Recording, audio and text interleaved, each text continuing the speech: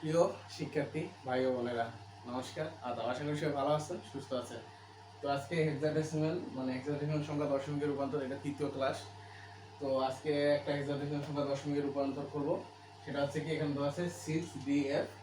এই সংখ্যাটাকে আমরা হেক্সাডেসিমাল সংখ্যায় রূপান্তর করব। তো আমাদের এই যে বেসিক যে হেক্সাডেসিমাল ক্লাসগুলো, বেসিক যে ক্লাসগুলো করছেন, এই ক্লাসগুলো যারা করতেছেন তারা যদি মনোযোগ সহকারে এই ক্লাসগুলো দেখেন, তাহলে হেক্সাডেসিমাল থেকে দশমিক সংখ্যা যে রূপান্তর, এটা সহজেই করতে পারবেন।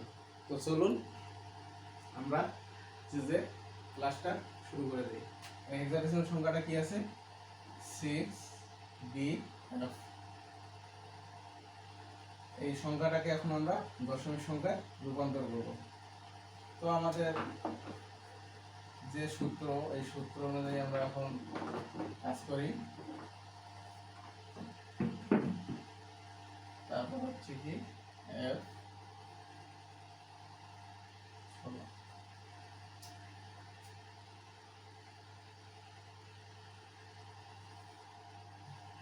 এখন হচ্ছে এখানে আমাদের যে সূত্র আছে, ডি এর মান কত? ডি এর মান হচ্ছে 13। এর মান যদি 10 হয়, ডির মান আছে 11, সির মান হচ্ছে কত? 12, আর ডির মান হচ্ছে 13। আর আমাদের এফ এর মান কত? এফ এর মান হচ্ছে 15। এটা হচ্ছে আমাদের সূত্রেই আছে, আমাদের সূত্রেই আছে।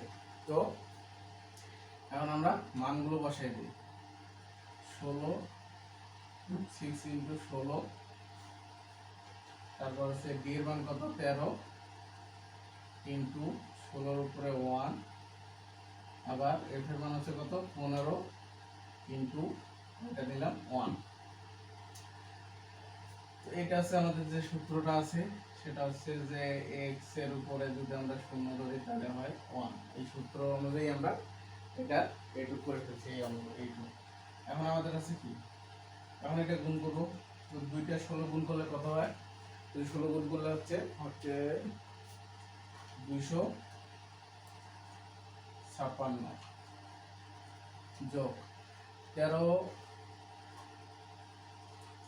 গুণ 16, আর এটা 15। তাহলে 6 দিয়ে 256কে গুণ করলে কত হয়? 6 দুগুণে 12, আর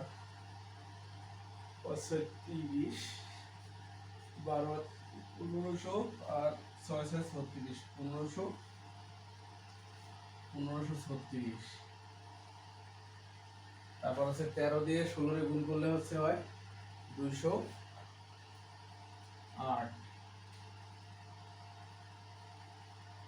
এটা হচ্ছে 15। তাহলে এখন আমাদের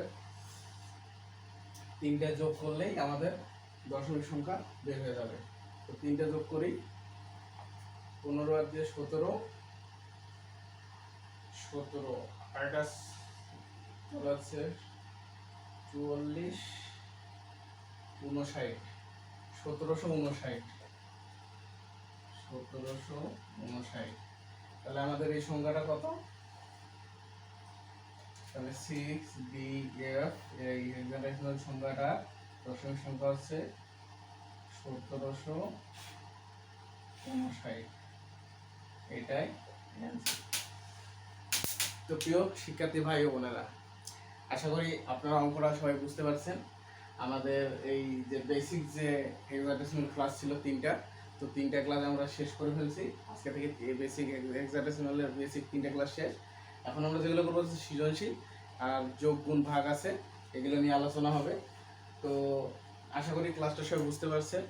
তো ক্লাসটা যদি মনোযোগ সহকারে দেখে থাকেন, তাহলে আমি মনে করি যে হেক্সাডেসিমাল থেকে দশমিক সংখ্যার রূপান্তর যে কোনো অঙ্ক আসলে আপনারা দিতে পারবেন। তো প্রিয় শিক্ষার্থী ভাই বোনেরা, আমি বারবার বলতেছি, যাদের জুনিয়র পরীক্ষা তারা ঘরে বসে না থেকে আমাদের এই ফ্রি ক্লাসগুলো করুন, অবশ্যই আপনি উপকৃত হবেন।